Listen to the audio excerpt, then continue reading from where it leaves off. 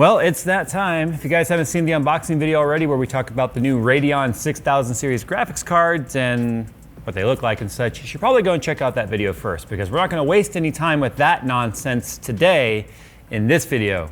We're going to get right on to the performance metrics, which is what you guys truly care about. Before we do that, I think a little bit of a change in scenery might be required for this video.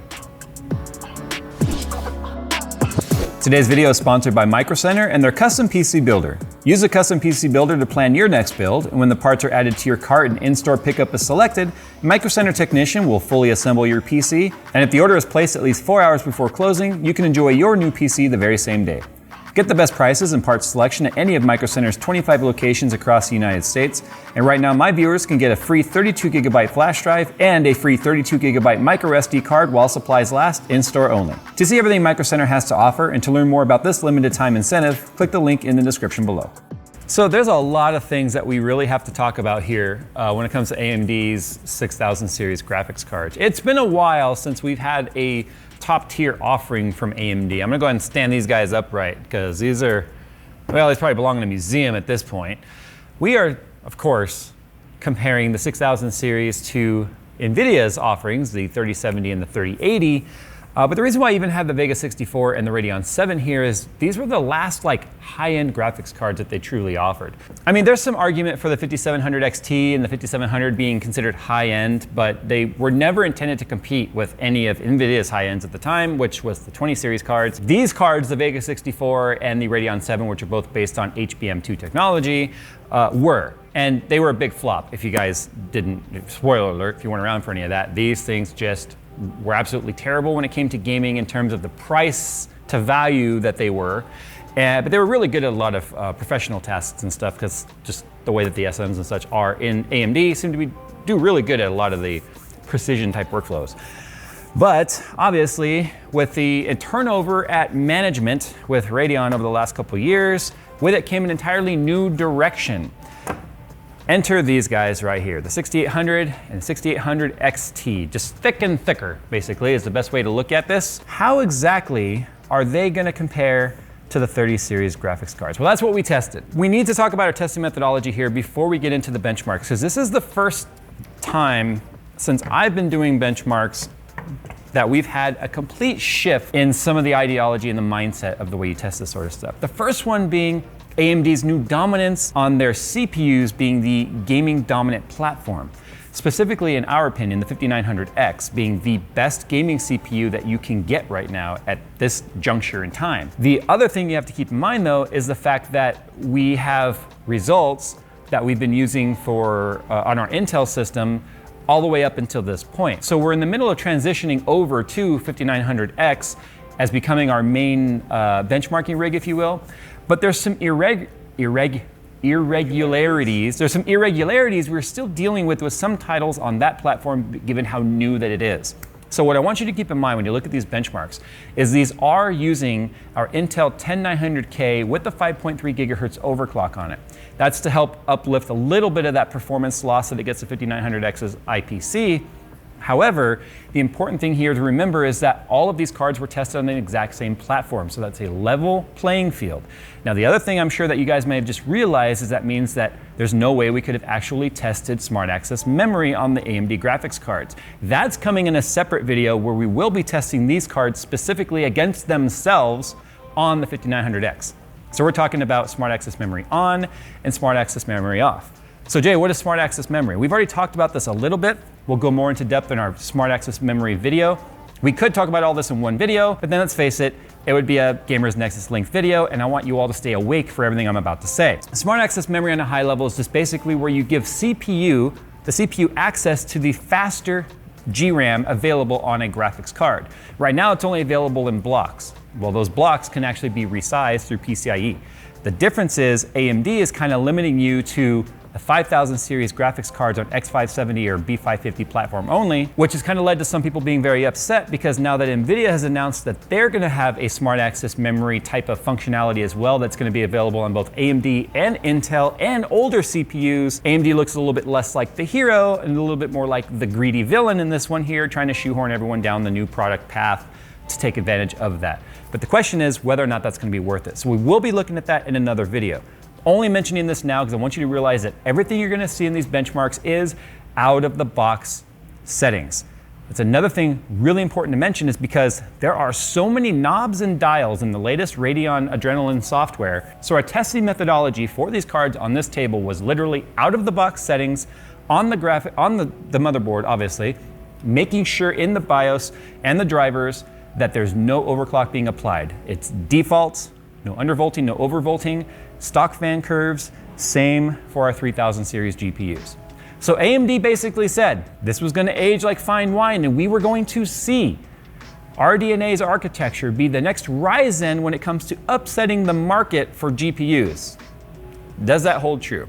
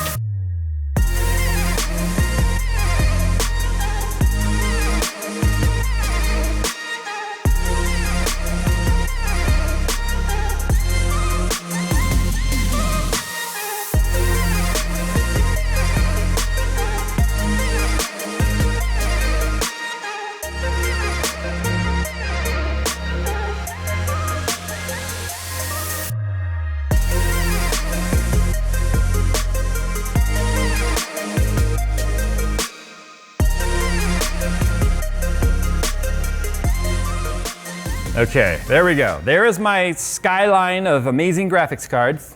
As you guys could see in the benchmarks, I think RDNA 2 is doing exactly what it's designed to do.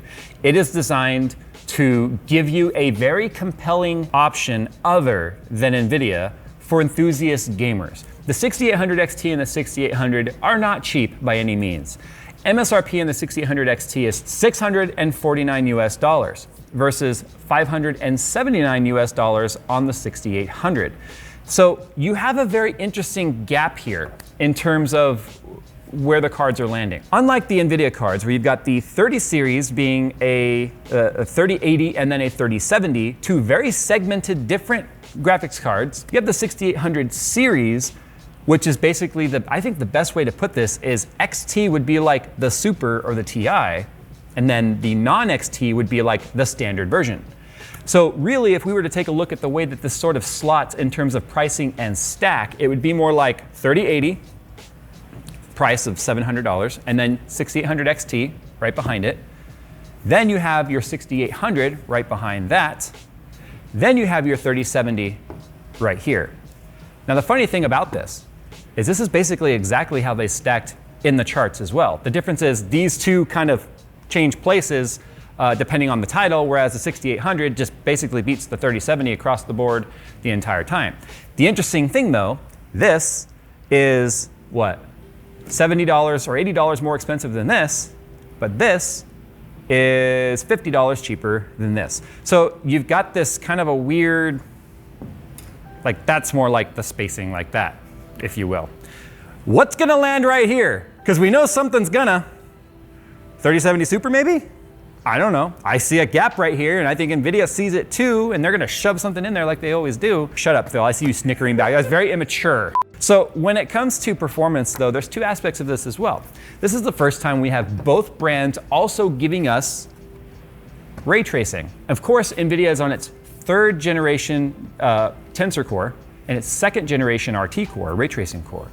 There is no DLSS type of functionality on AMD yet. Remember, DLSS stands for Deep Learning Super Sampling. They're using their supercomputers to come up with smart super sampling, or AA, technologies for 30 series. That doesn't exist on Radeon yet. But I saw a lot of people saying, well, Radeon doesn't have a physical RT core. Well, that's not true, because just like NVIDIA, for every SM, there's one RT accelerator is what they're calling it.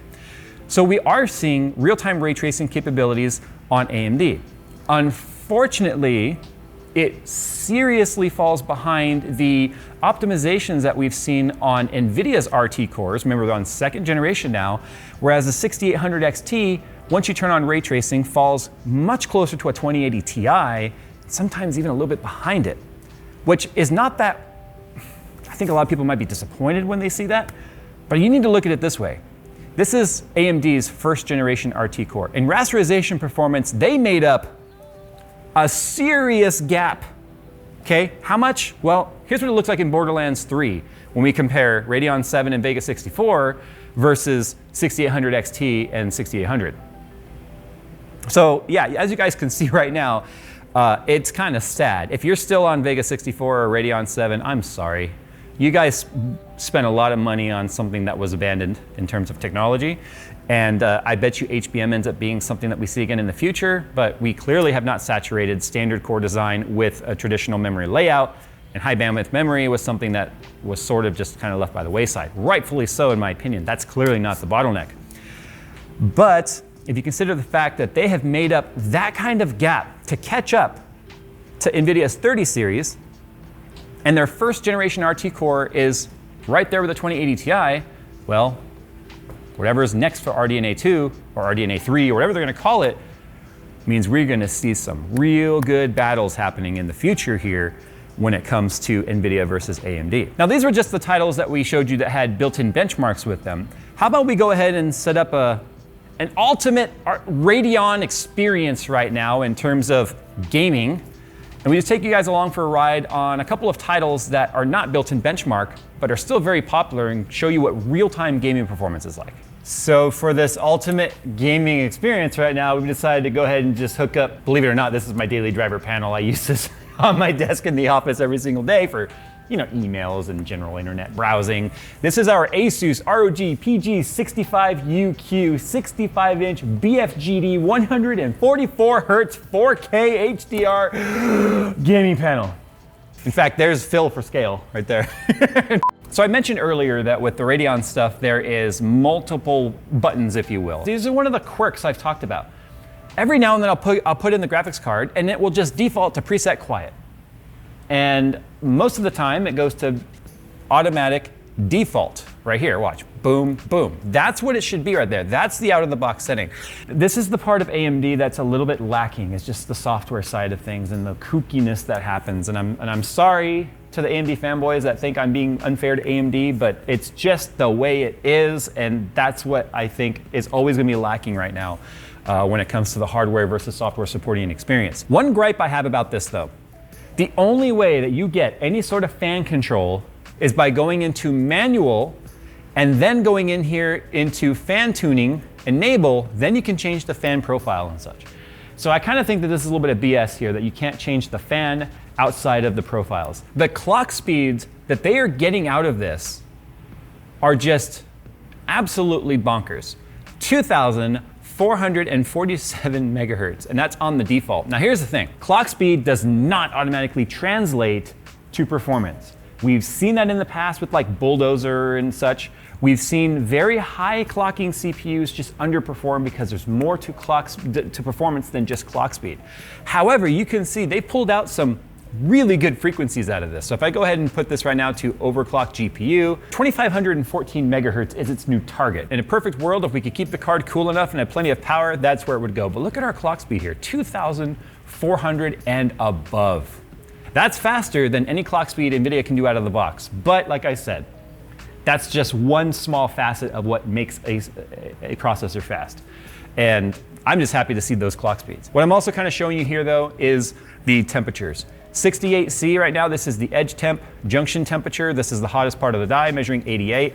During our testing, that went as high as 105 on the junction temperature, and then an average of about 72 to 75 on the edge temp. So I figured a good title to kind of showcase some of the performance here of the 6800 XT and this BFGD is with the Division 2. So in terms of our graphics quality, let's just go ahead and run an ultra setting right now.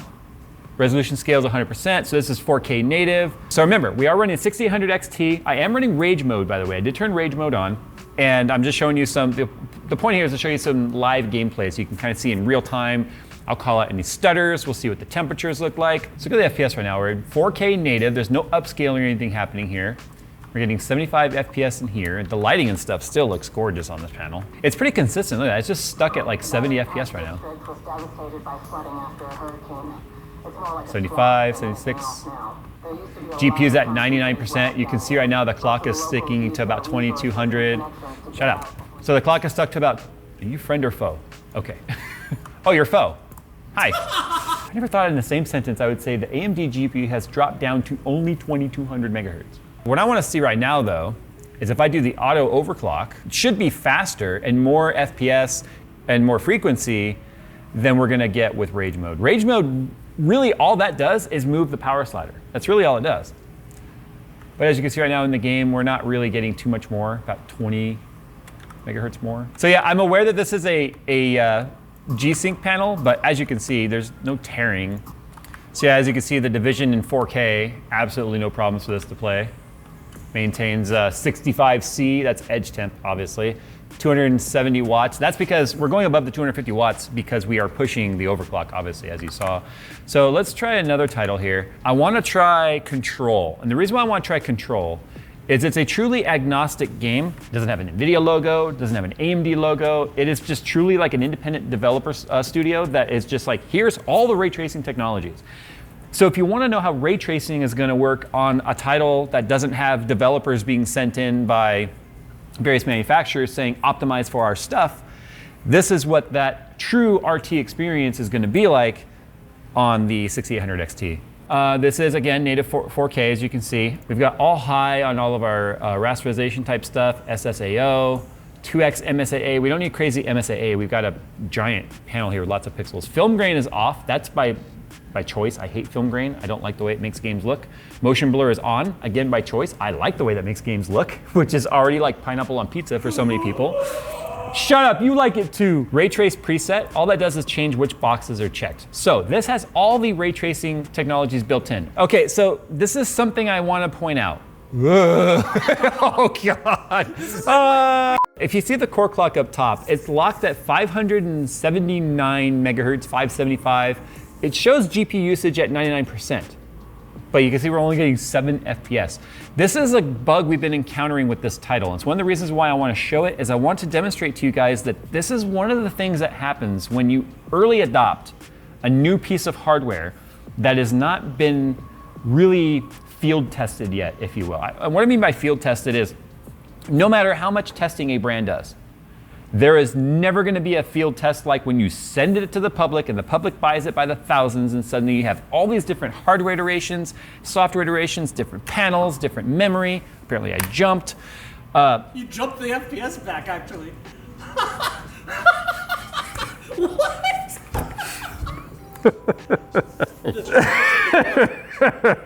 You literally accidentally fixed it.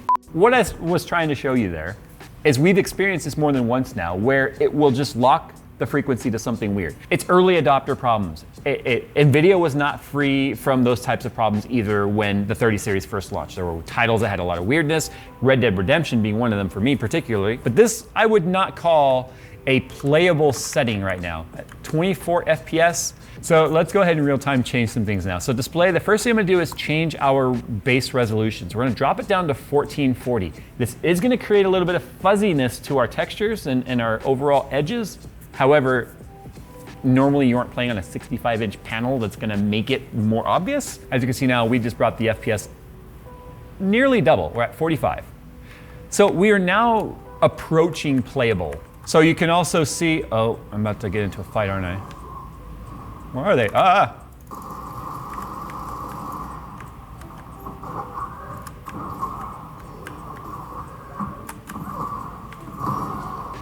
I love the shaboof. So you might see I'm lagging when I aim, and a lot of that is quite honestly because this FPS has dropped down to 35 during this gunfight. So I'm getting a little bit of input lag. You guys know input lag is directly related to FPS as well. So I'm not gonna call this a very good gaming experience at the moment, but we'll show you how to make it a better one. One thing to kind of keep in mind too is that the RTX 3080 was natively doing 4K with RT on and all these options at about 60 FPS. But for ray tracing, I would just go down to medium. That turns off the 3 most difficult items to run. Ray trace debris, which is what I told you, it's got to deal with all the little stuff you're seeing in this title that would have reflections and shadow effects applied to it. Ray trace contact shadows, so it's going to go back to just the old school way of doing shadows, and then ray trace indirect diffuse lighting. So we still have our transparent reflections and our ray trace reflections on the floor. So this is just reflections now. We're right around 60 FPS.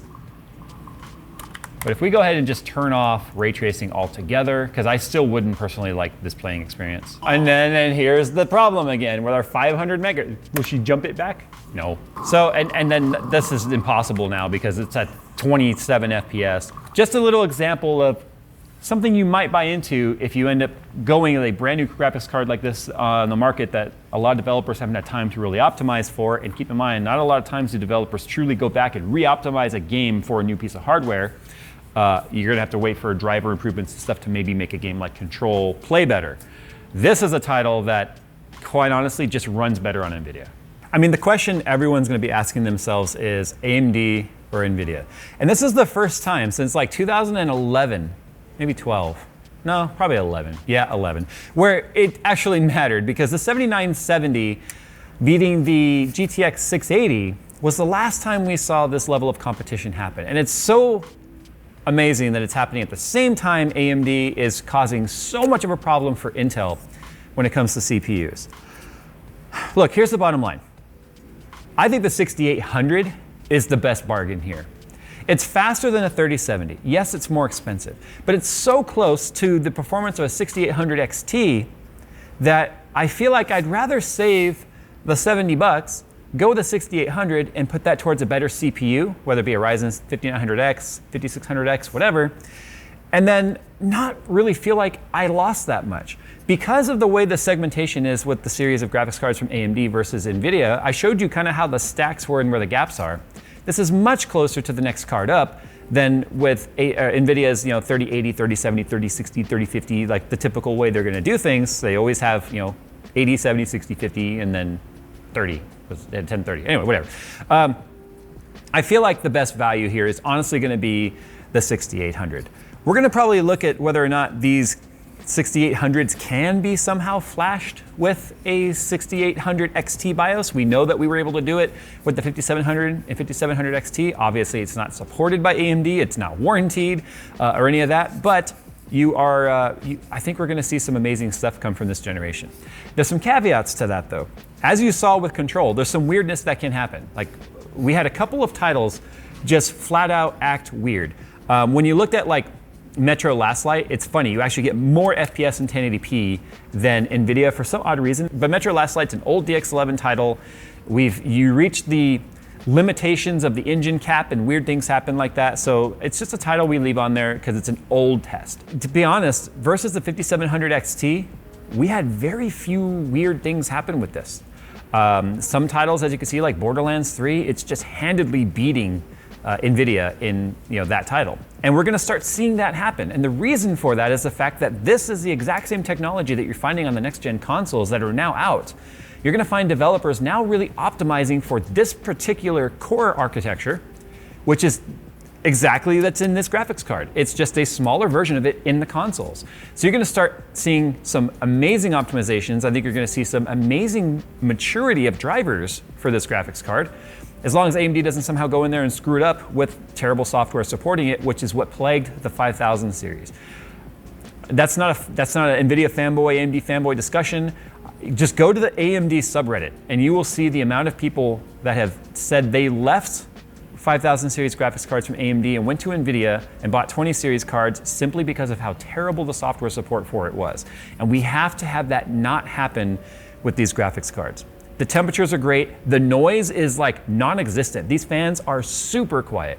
And you have to imagine the AIB cards are only going to be that much quieter too. You're going to see beefier designs, bigger overclocks, because remember, whereas we compared this to NVIDIA's Founders Edition card, which is a custom PCB, custom cooler, higher clocks than reference, these are reference cards. Reference cards bringing the fight to NVIDIA's doorstep.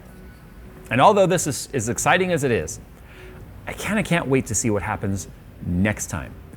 Because if the 5000 series taught us anything, is we could see another card as early as next year. Because we saw June, July of 2019 be when we had the 5000 series come out. And now we've got the very next year, RDNA 2. If we look at the Radeon 7 and the Vega 64 versus 5700 XT versus 6800 series, and the amount of gap that they've caught up just a couple of years later. I mean, 5700 XT came out last year. The very next year, we've got this. Remember, NVIDIA's on like this 2-year cycle.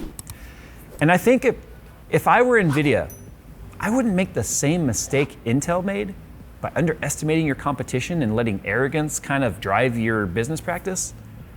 You have to acknowledge that not only is 6000 series on your radar, it's up your ass. So if you guys want to learn more about SAM and all that, or smart access memory, we're going to do a separate video on that. We'll do some videos about overclocking, and we are going to investigate the whole BIOS thing, which we already discussed. 6000 series is here. As far as I'm concerned, it doesn't disappoint. The question is, can you even buy it? I guess we'll wait and see. This would be a very expensive game of dominoes if they all fell over.